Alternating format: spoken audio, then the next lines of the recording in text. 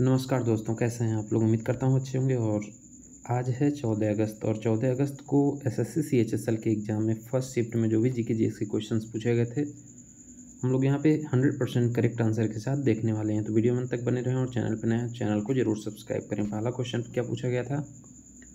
प्रसिद्ध नर्तक युगल कमलिनी अस्थाना और नलिनी अस्थाना को 2022 में निम्नलिखित में से किस नृत्य शैली में उनके महत्वपूर्ण योगदान के लिए क्या पद्मश्री से सम्मानित किया गया था। तो ये दोनों बहाने हैं और इनको कथक नृत्य के लिए जो है पद्मश्री दिया गया है। कब? 2022 में। भारत के राष्ट्रपति नलिनी कमलिनी अस्थाना युगल कथक और मुदुकनमल सादिर पद्मजा रेड्डी कुचिपुड़ी नर्तक को राष्ट्रपति भवन में नई दिल्ली में एक विशेष समारोह में जो है पद्मश्री प्रदान किया है। ठीक है, तो करेक्ट आंसर हो जाएगा कथक। नेक्स्ट क्वेश्चन पूछा गया था 36वां राष्ट्रीय खेल में सबसे ज़्यादा पदक किस राज्य ने जीता था। तो ये आपका करेक्ट आंसर क्या हो जाएगा, महाराष्ट्र राज्य ने जीता था सबसे ज़्यादा पदक। नेक्स्ट क्वेश्चन पूछा गया था बिरजू महाराज किस शास्त्रीय नृत्य से संबंधित हैं। तो बिरजू महाराज भी कथक से संबंधित हैं और कथक जो उत्तर प्रदेश का शास्त्रीय नृत्य है। वह जो है लखनऊ के कालका बिंदादीन घराना संगीतकारों की एक विशिष्ट संगीत शैली को साझा करने वाले समुदाय के प्रमुख प्रतिपादक हैं। ठीक है, देश की सर्वोच्च नागरिक सम्मान पद्म विभूषण उनको कब दिया गया? 1986 में। ठीक है, याद रखेंगे, ये पूछा जाता है कि बिरजू महाराज को भारत रत्न कब दिया गया था। तो 1986 में दिया गया है। ठीक है, उसके सहित प्रदर्शन कला में उनके योगदान के लिए उन्हें कई पुरस्कारों से सम्मानित किया गया है। कथक जो उत्तर प्रदेश का क्या है, एक शास्त्रीय नृत्य है। इंपॉर्टेंट है क्वेश्चन। ठीक है, यहाँ पे देखेंगे 36वां राष्ट्रीय खेल में सबसे ज़्यादा पदक किस राज्य ने जीता। तो ये हम लोगों ने देख लिया कि महाराष्ट्र ने जीता है और महाराष्ट्र सबसे ज़्यादा पदक कितना, 140 पदक महाराष्ट्र ने जीता है, जिसमें 39 क्या था, स्वर्ण पदक था, रजत 38 था और कांस्य पदक 63 था। ठीक है, नेक्स्ट क्वेश्चन पूछा गया था किस कोशिकांग को कोशिका का डाकघर कहा जाता है। ठीक है, किस कोशिकांग को कोशिका का डाकघर कहा जाता है। तो ये है गोल्जी उपकरण। ठीक है, गोल्जी उपकरण को कोशिका के डाकघर के रूप में जाना जाता है और यह प्रोटीन की पैकेजिंग, संशोधन और जहां भी आवश्यक हो परिवहन के लिए क्या करता है, जिम्मेदार रहता है। ठीक है, तो क्या कहते हैं, डाकघर किसका, कोशिका का डाकघर किसको, गोल्जी का को। ठीक है, कौन प्रायद्वीपीय भाग का हिस्सा नहीं है। तो 4 ऑप्शन आपको दिया गया था, इसमें एक पंजाब दिया गया था। तो ये जो है पंजाब प्रायद्वीपीय भाग का हिस्सा नहीं है। भारतीय प्रायद्वीपीय क्षेत्र पश्चिम में अरब सागर, पूर्व में बंगाल की खाड़ी और उत्तर में विंध्य और सतपुड़ा पर्वतमाला से क्या है, घिरा हुआ है। ठीक है, गुजरात, महाराष्ट्र, गोवा, कर्नाटक, केरल, तमिलनाडु, आंध्र प्रदेश, तेलंगाना, उड़ीसा और पश्चिम बंगाल भारतीय राज्य हैं जो भारतीय प्रायद्वीपीय क्षेत्र में क्या है, स्थित हैं।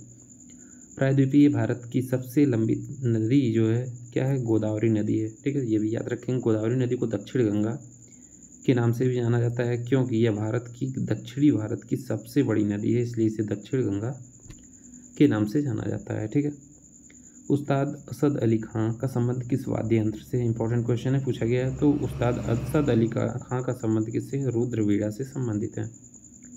उन्हें क्या 2008 में भारतीय नागरिक सम्मान पद्म भूषण से सम्मानित किया गया था।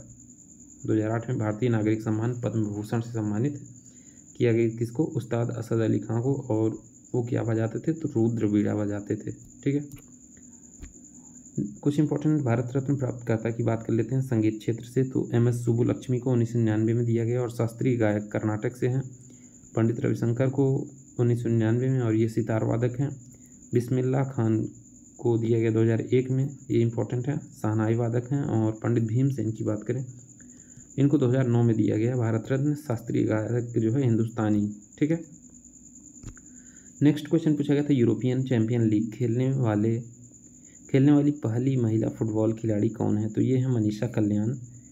मनीषा कल्याण जो है भारत की महिला फुटबॉलर मनीषा कल्याण ने यूरोपीय क्लब टूर्नामेंट UEFA की महिला चैंपियंस लीग में डेब्यू करते हुए इतिहास रच दिया है। ठीक है, तो क्या नाम है इनका, मनीषा कल्याण। ग्रुप 3 का 113वां तत्व कौन सा है। ठीक है, तो ग्रुप 13 का 113वां तत्व कौन सा है। तो ये है नियोनियम। नियोनियम एक सिंथेटिक रासायनिक तत्व है जिसका प्रतीक क्या है, NH और परमाणु संख्या क्या है, 113। सिंबल क्या है इसका, कैपिटल N स्मॉल h। ठीक है, यहीं पे आप लोगों को एक क्वेश्चन है आप लोगों के लिए कि टंगस्टन का संकेत क्या होता है वो आप लोग कमेंट बॉक्स में कमेंट करेंगे। ठीक है, देखते हैं कितने लोग सही जवाब देते हैं। 54.6% लोग 2011 में किस उद्योग में लगे हुए थे। ठीक है, 2011 की जनगणना के अनुसार ये क्वेश्चन पूछा गया, तो ये है करेक्ट आंसर, कृषि क्षेत्र में।